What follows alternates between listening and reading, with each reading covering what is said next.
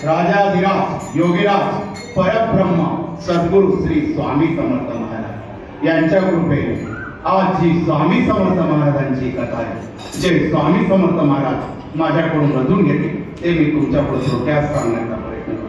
सद्गुरु श्री स्वामी समर्थ महाराज की जय।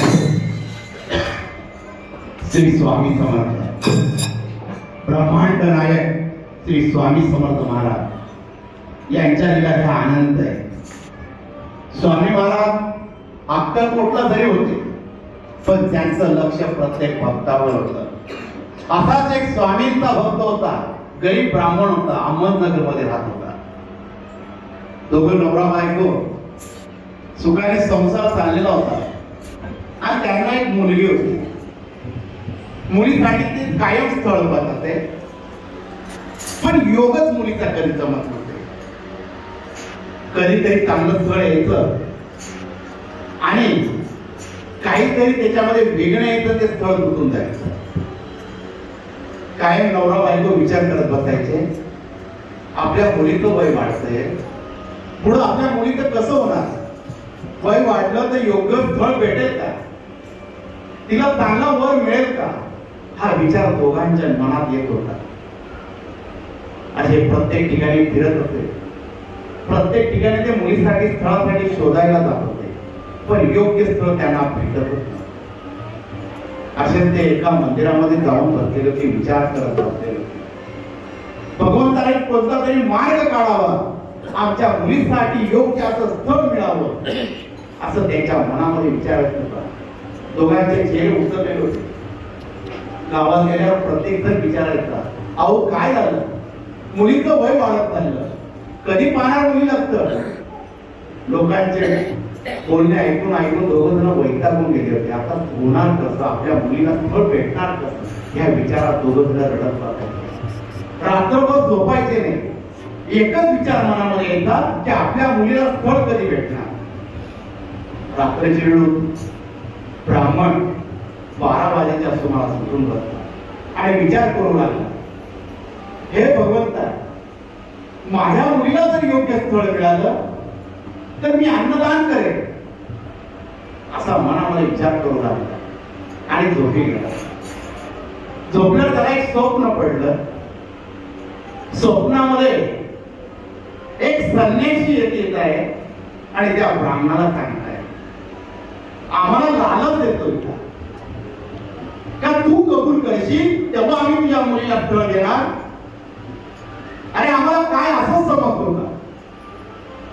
ब्राह्मणाचा त्या यती राजाशी संवाद सुरू होता आणि तो त्या यती राजांना सांगत होता, नाही बाबा, मी लालच नाही देते, मी माझ्या मुलीला स्थळ पाहून आता वैतागलेलो आहे, मी कंटाळा आलेला आहे।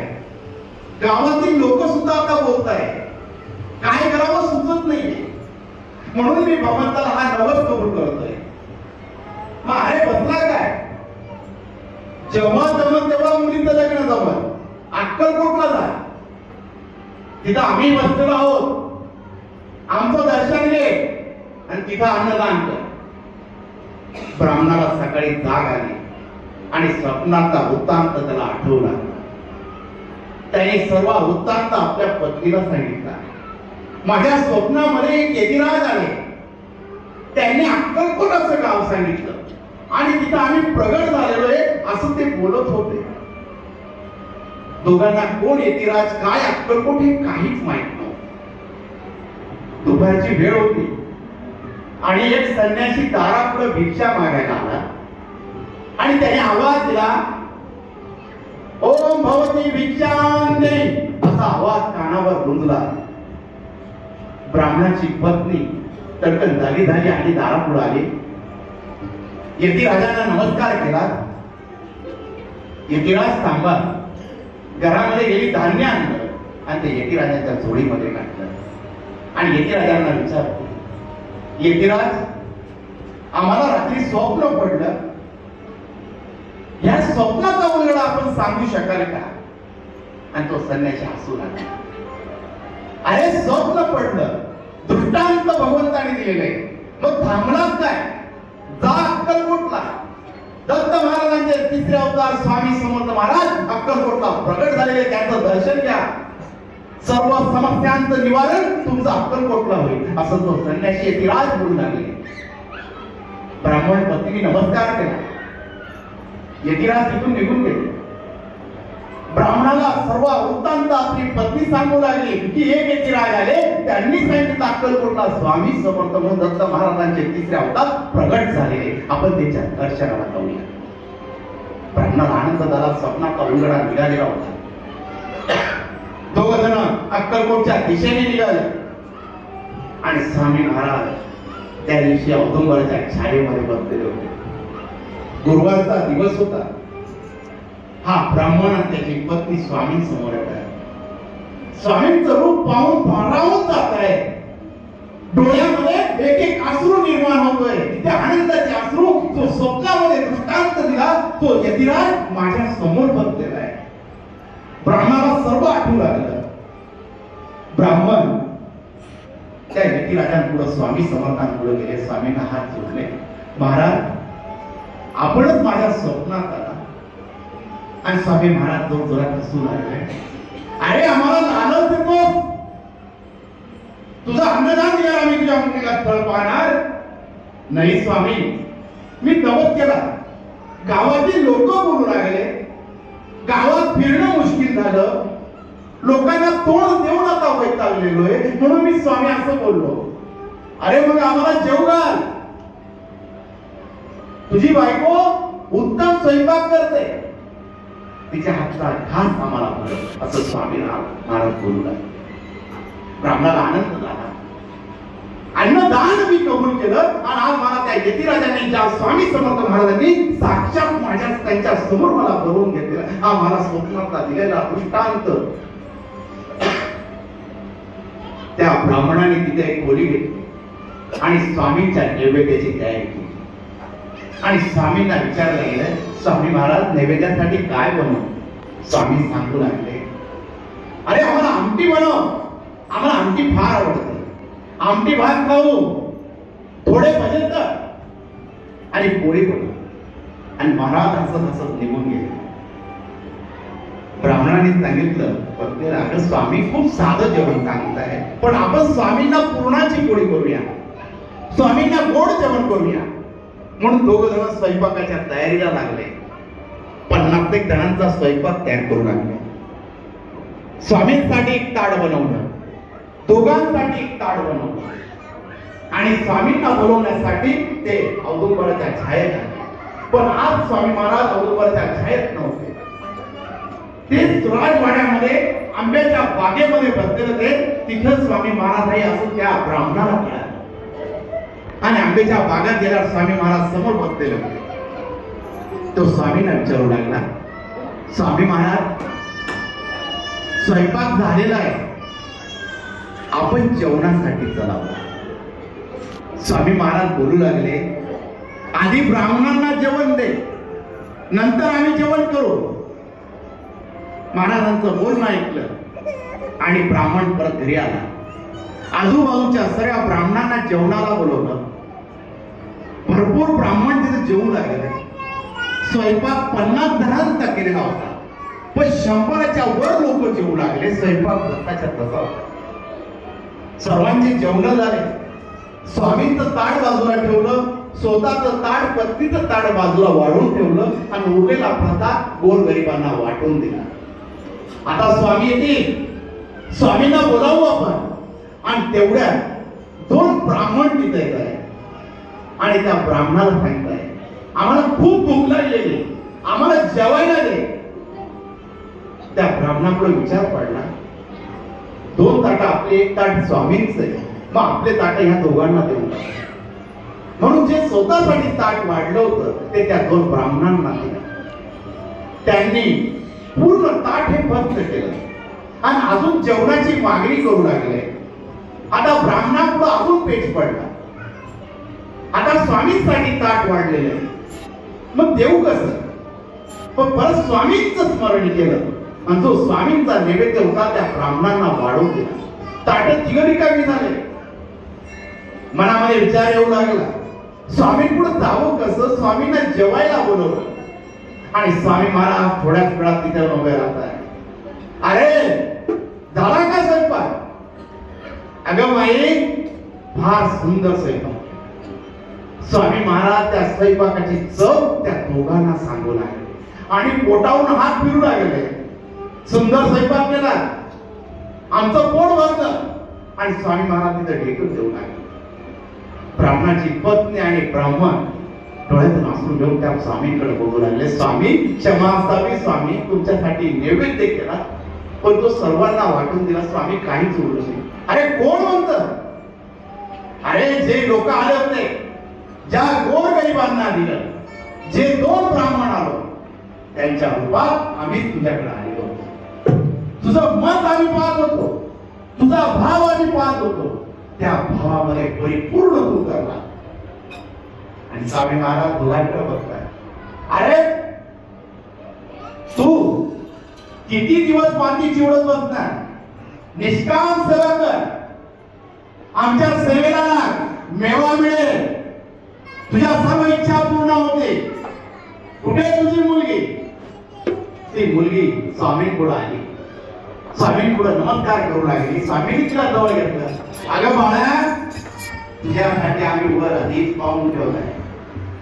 आमचा सोमनाथ आहे, तो सोमनाथ तुझ्याशी लग्न करणार आहे. तुझी लग्नाची व्यवस्था ही आम्हीच करून ठेवलेली.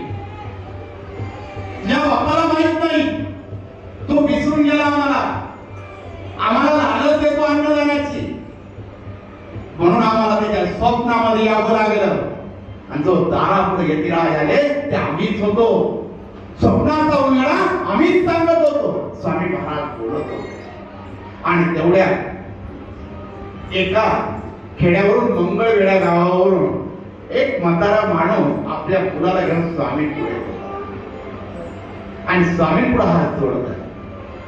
आणि स्वामी महाराजांना सांगताय, महाराज, माझ्या सोमनाथाचं लग्न जमत नाही, याच्यासाठी उत्तम असा वर बघा, त्यासाठी आम्ही मंगळवेढ्यावर आलो. ब्राह्मणाचा जोड स्वामीकडे बघत राहिला. आश्चर्याचा धक्का बसलेला होता त्या ठिकाणी. स्वामी महाराज ब्रह्मांड हास्य निर्माण करू लागले होते. कदा कदा हसू लागले होते. अरे सोम्या, तुझ्यासाठी वर आम्ही आधीच बघून ठेवलेला आहे. बघ, ही आमची लेक आहे, पसंत आहे का तुला? स्वामी महाराज मोठ्या आवाजात बोलू लागले. स्वामी महाराजांनी दोघांना जवळ घेतलं. ब्राह्मणाला समजून सांगितलं, हाच तो सोमनाथ आहे, तुझ्या मुलीसाठी आम्ही बघून ठेवलेला आहे. दोघांना स्वामींनी वटवृक्षाच्या छायेमध्ये बोलवलं. सर्वांना आदेश दिला, आज माझ्या लेकीचं लग्न आहे, सर्वांनी लग्नाला यायचं. सर्वजण जमा झाले. लग्नाच्या तयाऱ्या सुरू झाल्या. आणि स्वतः स्वामी महाराजांनी अक्षता घेतल्या आणि त्या वर वधूच्या अंगावर टाकू लागले. स्वामी महाराज म्हणू लागले, शुभ लग्न सावधान. सर्वांनी नामघोष केला.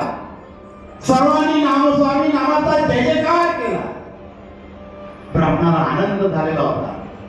ज्या गोळ्याचं उत्तर मी सर्व ठिकाणी शोधत होतो, त्याचं उत्तर मला स्वामी महाराजांकडे मिळालं. माझ्या मुलीची चिंता ही मिटलेली आहे. स्वामींनी मला भर भरून दिलेले. स्वामींनी त्या ब्राह्मणाला जवळ बोलवलं. अरे, आम्ही भुकेलो आहोत तुमच्या भावेचे. तुम्ही मनापासून आमचं नामस्मरण घ्या. आम्ही तुमच्या जवळ आहोत. आता कधी आम्हाला जेव घालणार? ब्राह्मण आणि त्याच्या पत्नीने स्वामींसाठी बरंच स्वयंपाक केला आणि आपल्या स्वतःच्या हाताने स्वामीच्या मुखामध्ये घास करू लागले. आणि स्वामीने आनंदाने तो घास, तो भाषण केला.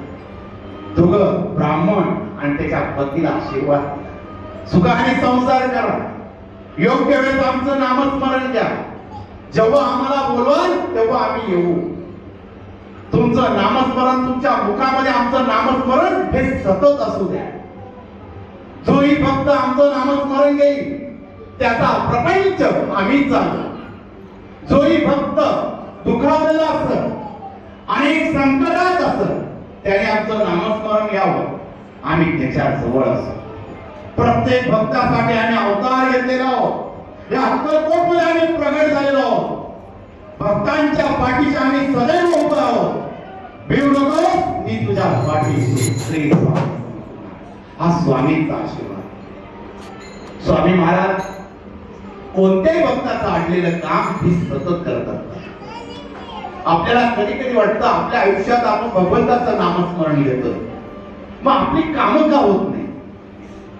जेव्हा भगवंताकडे आपला कोणता नवस असतो, काहीतरी कबूल केलं असतं, मागच्या जन्माचं कर्म असतं, त्या कर्माचं फळ भेटावं, त्या कर्मातून मुक्त होण्यासाठी अन्नदान करावं लागतं.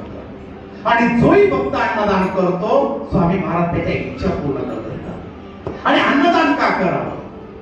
ज्या अन्नदानाने समोरच्याची मन तृप्त होतात आणि त्याच्याकडून आपल्याला आशीर्वाद मिळतो.